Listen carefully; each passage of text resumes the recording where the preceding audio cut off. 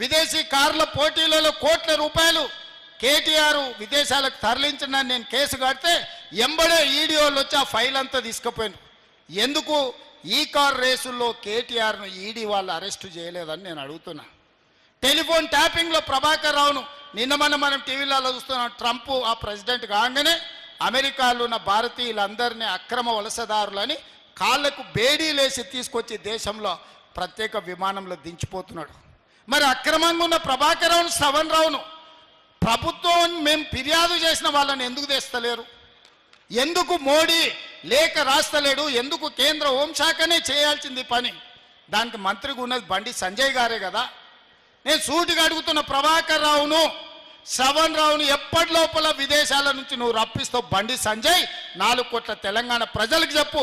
వాళ్ళని తెచ్చిన 48 గంటల్లో ఇవాళ టీఆర్ఎస్ నాయకులను లోపల వేయకపోతే బొక్కలు పెట్టకపోతే చూడని నేను అడుగుతున్నా. ఇవాళ ట్యాపింగ్ చేసిన దొంగల్ని అమెరికాలో దాచిపెట్టి మీరు ఢిల్లీకి పిలుచుకొని సీకట్ల హరీష్ రావుతో కేటీఆర్తో మాట్లాడి ఒప్పందాలు చేసుకున్నది మీరు. ఇవాళ మీరా మా గురించి మాట్లాడేది? ఇవాళ టెలిఫోన్ ట్యాపింగ్ లీడ్ ఉన్న వాళ్ళందరినీ 10 నెలలు అయింది లోపలేసి. నిన్న మన బెయిల్ వచ్చింది. ప్రణీత్ రావుకు, రాధాకిషన్ రావుకు, ఇట్లా చాలామందిని దొరికినట్టే చెంచల్గూడ జైర్లపల్లిలో వేస్తే 10 నెలల తర్వాత నిన్న మన బెయిల్ వచ్చింది. హరీష్ రావు మీద కేసు పెడితే హరీష్ రావు కోర్టుకు పోయి కోర్టులో ఇవాళ ఆర్డర్ తీసుకొచ్చిండు అరెస్టు చేస్తామని. నన్ను అరెస్టు చేయొద్దని హరీష్ రావు కోర్టు నుంచి ఆర్డర్ తెచ్చుకున్నాడు. మరి బండి సంజయ్ గారు నీ శాఖలో ఉన్న నీ శాఖకే అమెరికా గవర్నమెంట్కు రాసి రప్పించాల్సిన ప్రభాకర్ రావును శ్రవణ్ రావును ఎప్పుడు తెస్తావని నేను అడుగుతున్నా. గొర్రెల పెంపకానికి సంబంధించి ఈడీ దగ్గర ఉన్న విచారణలో బీఆర్ఎస్ నాయకులను ఎప్పుడు అరెస్ట్ చేస్తావని నేను అడుగుతున్నా. ఈ కార్ రేసులో కేటీఆర్ కోట్ల రూపాయలు లండన్ కంపెనీకి పంపించండు కదా, ఆ కేసు మీ ఈడీ దగ్గరనే ఉంది. ఎప్పుడు కేటీఆర్ని అరెస్ట్ చేస్తామని నేను అడుగుతున్నా. నిన్న మన కేటీఆర్ హరీష్ ఎన్నిసార్లు ఢిల్లీకి పోయిన రోజు చూడండి. వాళ్ళ ప్రభుత్వం ఉన్నప్పుడు ఎప్పుడు పోలే, కేంద్ర ప్రభుత్వాన్ని ఏం అడగలే. ఇవాళ ప్రభుత్వం మనం ఉంది, ఇవాళ ఆలువై బీజేపీలను కలిసి కాగితాలు ఇస్తున్నారు మా రాష్ట్రానికి నిధులు ఇవ్వండి అని. గింత అర్థం కాదా ఆయన? ఓ కాగితం చూపించి ఓ మాట మాట్లాడుకొని వచ్చి ఇవన్నీ ఏషాలు అర్థం అవుతలేదా? ఇవాళ ఒప్పందంలో భాగంగానే బీజేపీల కాళ్ళు పట్టుకోవడానికి, బీజేపీలు వీళ్ళని కాపాడడానికి ఇద్దరు కలిసి సీకట్లో మాట్లాడుకొని మన నిఘా అధికారులు ఇవి బయట పెడతారని చెప్పి ఉత్తగానే కాగితాలు ఇచ్చినట్టు ఫోటో దిగుతుండు. సిల్లి గవర్నర్ తెచ్చినవా? నితిన్ గడ్కరీకి కాగితం ఇచ్చినావు కేటీఆర్? హరీష్ రావు కలిసి వచ్చిండు కేంద్రంలో ఉండే వాళ్ళని ఏమన్నా తెచ్చిండా? ప్రభుత్వంలో మమ్మల్ని అడిగిన ఏమన్నా నిధులు తీసుకురావాలని ఏమన్నా అడగాలా అని? తెలంగాణ రాష్ట్రానికి, తెలంగాణ రాష్ట్ర ప్రభుత్వానికి నిధులు తెచ్చేది ఉంటే మాతోని కదా కలిసి రావాల్సింది. మీరిద్దరు ఏంది కలుసుకునేది సీకట్లా?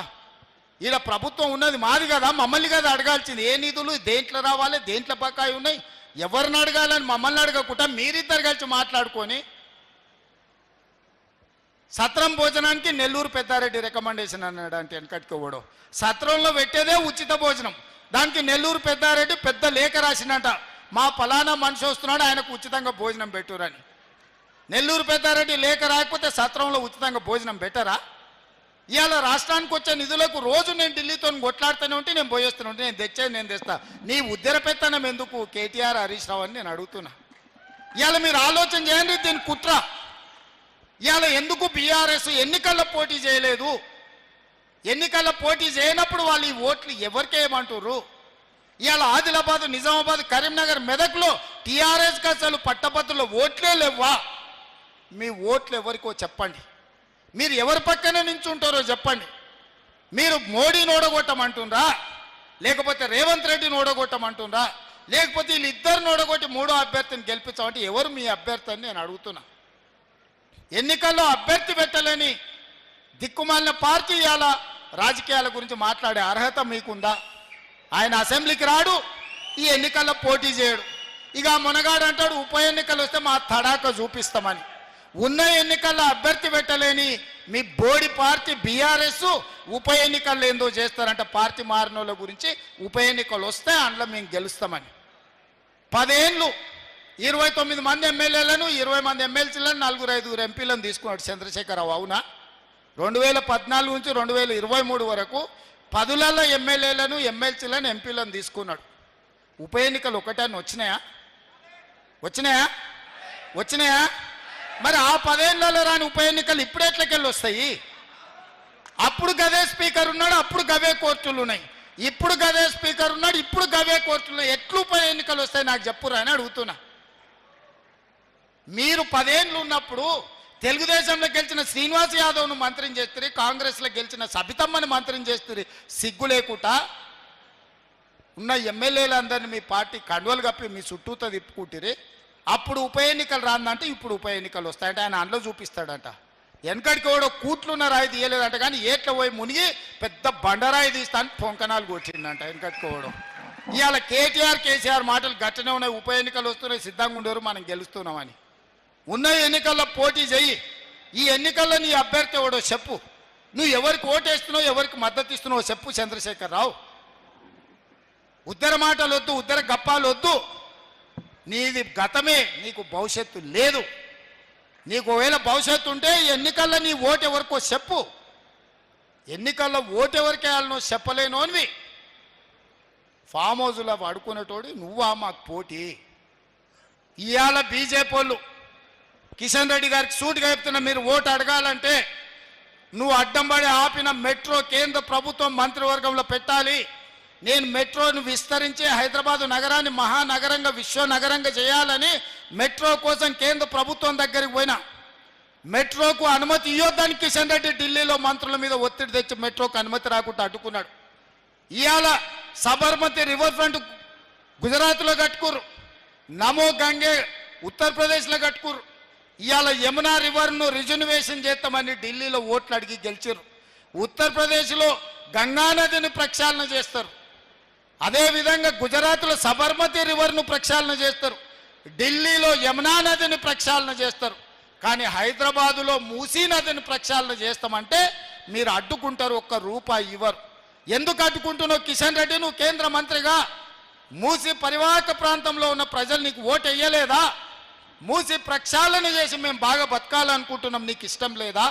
ఇవాళ మూసీకి నిధులు రాకుండా, మూసీకి అనుమతులు ఇవ్వకుండా, మూసీకి కావలసిన డిఫెన్స్ ల్యాండ్స్ను ఇవ్వకుండా అడ్డుకుంటున్నది కిషన్ రెడ్డి కాదా?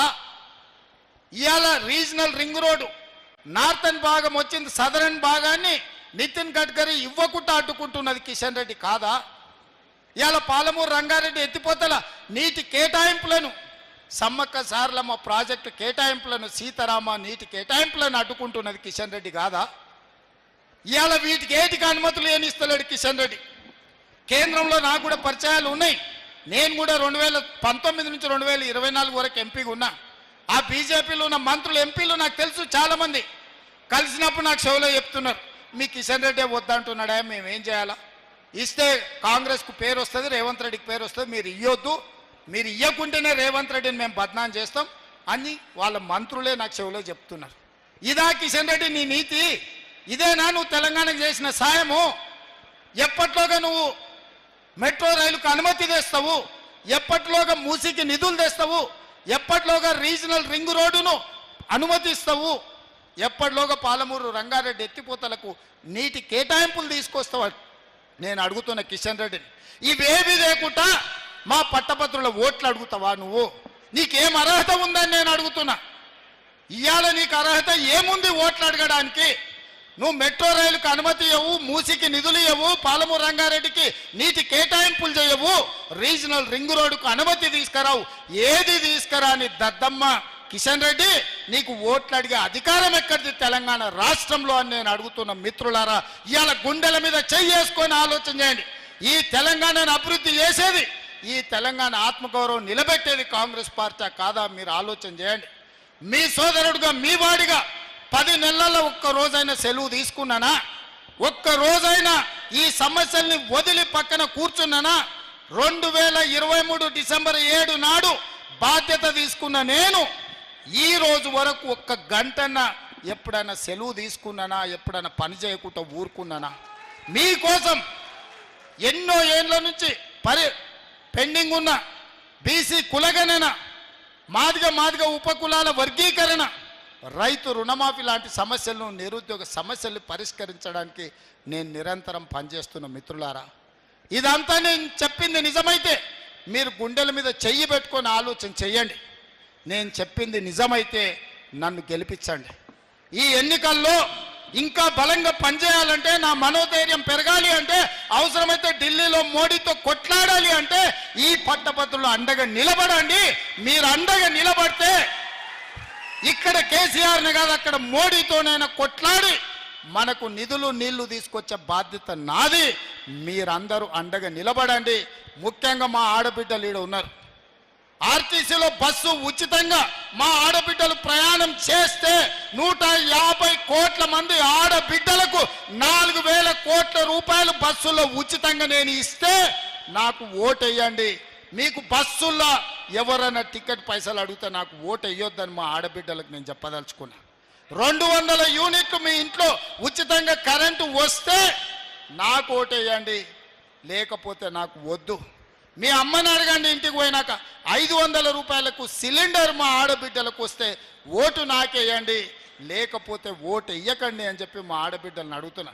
స్వయం సహాయక సంఘాలను 67 లక్షల మందిని ఇవాళ ఆత్మగౌరవం లేకుండా ఉంటే సంఘాలను మళ్ళీ పునరుద్ధరించి 1 కోటి మంది ఆడబిడ్డల్ని కోటీశ్వరులను చేయాలన్న ఆలోచనతోని ఇవాళ వ్యాపారాలు ప్రారంభించడమే కాదు, 600 ఎలక్ట్రిక్ బస్సులు ఆడబిడ్డలకు ఇప్పించి లక్షాధికారులను కోటీశ్వరులను మిమ్మల్ని చేయడానికి మీకు బస్సులు ఇప్పించుంటే నాకు ఓటేయండి, లేకపోతే ఓటు వేయకండి. ఇవాళ 1000 మెగావాట్ల సోలార్ విద్యుత్ ఉత్పత్తి మహిళా సంఘాలకు ఇచ్చిన అదానీ అంబానీలతో పోటీ పడే సోలార్ విద్యుత్ ఉత్పత్తి వ్యాపారం ఈరోజు ఆడబిడ్డల దగ్గరికి తీసుకొచ్చినాం.